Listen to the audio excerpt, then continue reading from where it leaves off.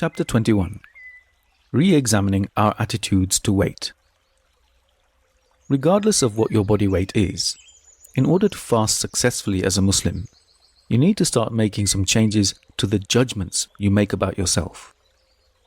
You are loved and accepted by Allah, and you are valuable just as you are. You need not do anything at all to prove it. The fact that you are alive is evidence in itself that Allah created you with great love and care, not as a forgettable being or as a coincidence, and certainly not to be ashamed. You must try to regard yourself as a person of inherent value, because it is an inherent truth. You may not find it easy to accept, but your value is there nonetheless. Your value exists regardless of how you feel about it, regardless of your successes or failures.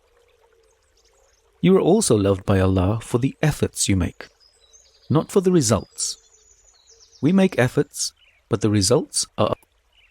If you do your reasonable best at anything on any given day, living within the limits of the things that you can't change, then that is what Allah is immensely pleased by.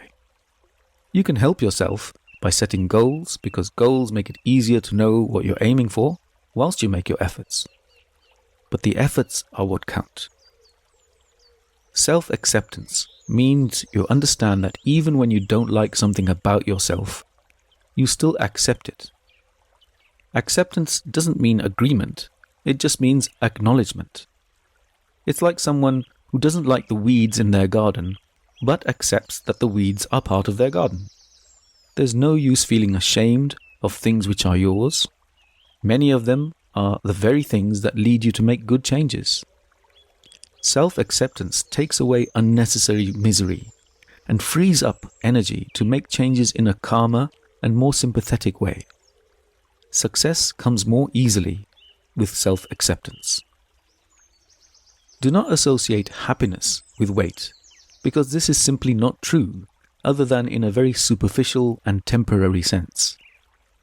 Once you find your ideal weight, if you are a worrier or a people pleaser by nature, your nafs will find something else to worry about just as much. True contentment lies in appreciating your worth at any time, not tying it to weight or anything else other than your constant high worth in the eyes of Allah. It's fine to feel more confident and pleased with yourself if you change your weight, but it's not truthful or correct to imagine that happiness is only available if your weight or appearance or other things are sorted out. Feelings are not facts. That's worth writing again. Feelings are not facts.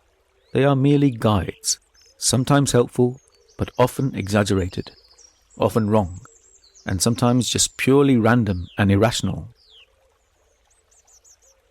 To manage weight or any other part of our life in a sustainable way, we deal with facts and targets and plans.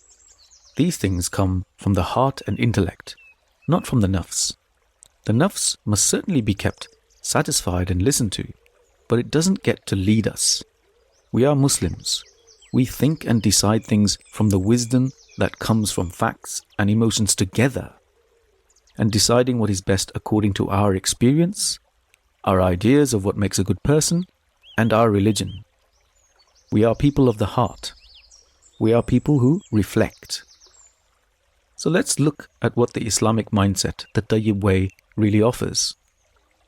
First of all, its completeness. The Tayyib way is a lifestyle, not a phase. It's fully integrated with a way of thinking and living life that's not only long-term, but is also pleasant and positive. It's neither absolute, nor is it vague. It's something to aspire to, and to keep gently trying to move your life towards. It's medically sound. It's closer to the way the body actually works. The most beautiful form of fasting, according to our Prophet, peace be upon him, was that shown by the Prophet David, or Dawood alayhi salam, who fasted on alternate days. If you think about that, it absolutely makes the most sense.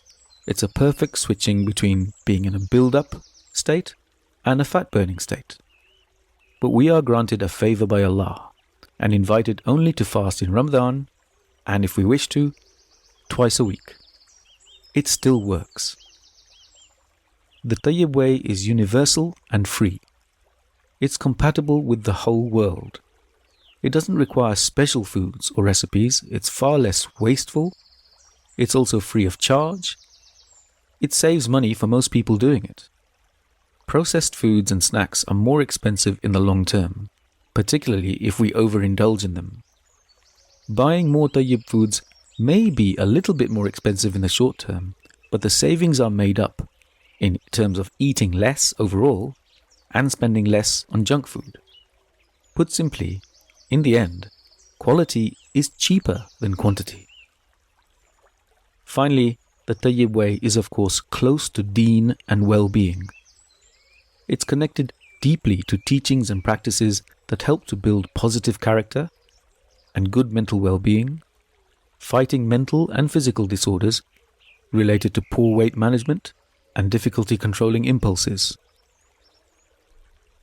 When it comes to motivation and keeping going, remember that emotions come from the nafs.